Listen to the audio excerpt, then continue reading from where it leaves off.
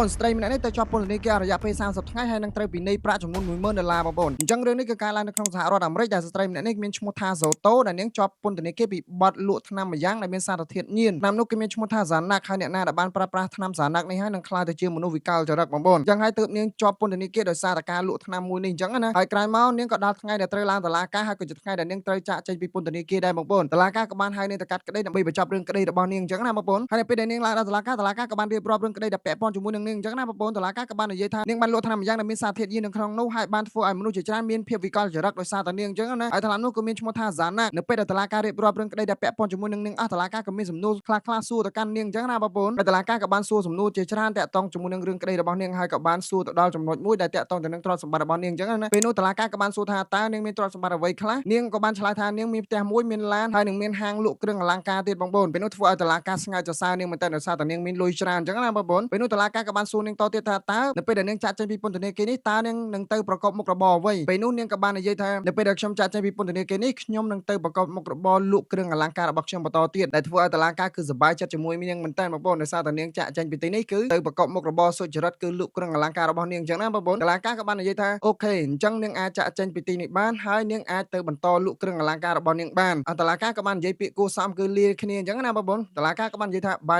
យពេលនោះស្រាប់តែនាងនិយាយពាក្យថា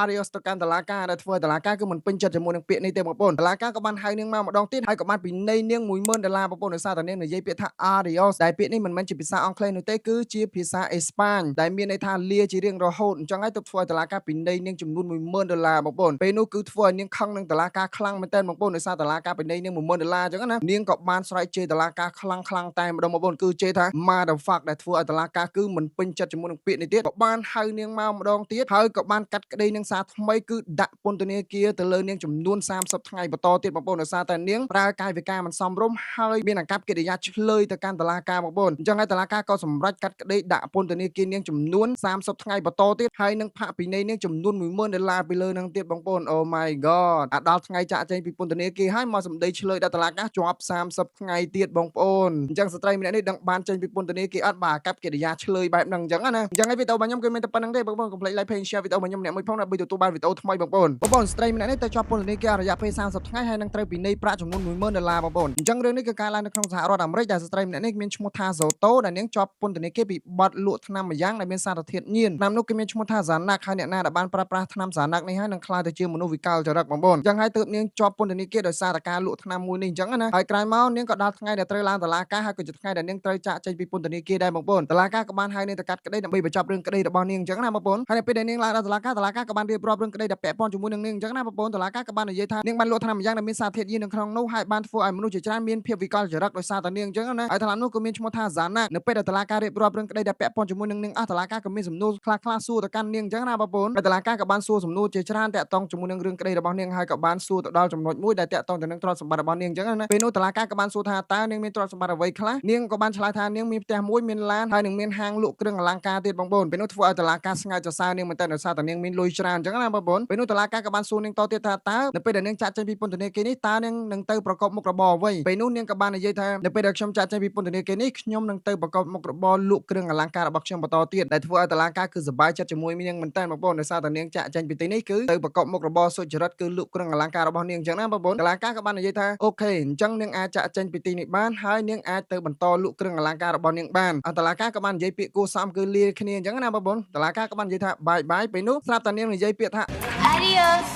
Adios ទៅកាន់តុលាការដែលធ្វើឲ្យតុលាការគឺមិនពេញចិត្តជាមួយនឹងពាក្យនេះទេបងប្អូនតុលាការក៏បានហៅនាងមកម្ដងទៀតហើយក៏បានពិន័យនាង$10000បងប្អូនដោយសារតែនាងនិយាយពាក្យថា Adios ដែលពាក្យនេះមិនមែនជាភាសាអង់គ្លេសនោះទេគឺជាភាសាអេស្ប៉ាញដែលមានន័យថាលាជារៀងរហូតអញ្ចឹងហើយទើបធ្វើឲ្យតុលាការពិន័យនាងចំនួន$10000បងប្អូនពេលនោះគឺធ្វើឲ្យនាងខឹងនឹងតុលាការខ្លាំងមែនទែនបងប្អូនដោយសារតុលាការពិន័យនាង$10000អញ្ចឹងណានាងក៏បានស្រែកជេរតុលាការខ្លាំងតែម្ដងបងប្អូនគឺជេរថា Motherfuck ដែលធ្វើឲ្យតុលាការគឺមិនពេញចិត្តជាមួយនឹងពាក្យនេះទៀតក៏បានហៅនាងមកម្ដងទៀតហើយក៏បានកាត់ក្ ក្តីនឹងសារថ្មីគឺដាក់ពន្ធនាគារទៅលើនាងចំនួន30ថ្ងៃបន្តទៀតបងប្អូនដោយសារតែនាងប្រើកាយវិការមិនសមរម្យហើយមានអាកប្បកិរិយាឆ្លើយទៅកាន់តុលាការបងប្អូនអញ្ចឹងហើយតុលាការក៏សម្រេចកាត់ក្តីដាក់ពន្ធនាគារនាងចំនួន30ថ្ងៃបន្តទៀតហើយនឹងផាកពិន័យនាងចំនួន$10000ពីលើនឹងទៀតបងប្អូន Oh my god ដល់ថ្ងៃចាក់ចេញពីពន្ធនាគារហើយមកសម្ដីឆ្លើយដល់តុលាការជាប់30ថ្ងៃទៀតបងប្អូនអញ្ចឹងស្ត្រីម្នាក់នេះដឹងបានចេញពីពន្ធនាគារអត់បាទអាកប្បកិរិយាឆ្លើយបែបហ្នឹងអញ្ចឹងណាអញ្ចឹងហើយវីដេអូរបស់ខ្ញុំគឺមានតែប៉ុណ្្នឹងទេបងប្អូនកុំភ្លេច like page share វីដេអូរបស់ខ្ញុំអ្នកមួយផងដើម្បីទទួលបានវីដេអូថ្មីបងប្អូន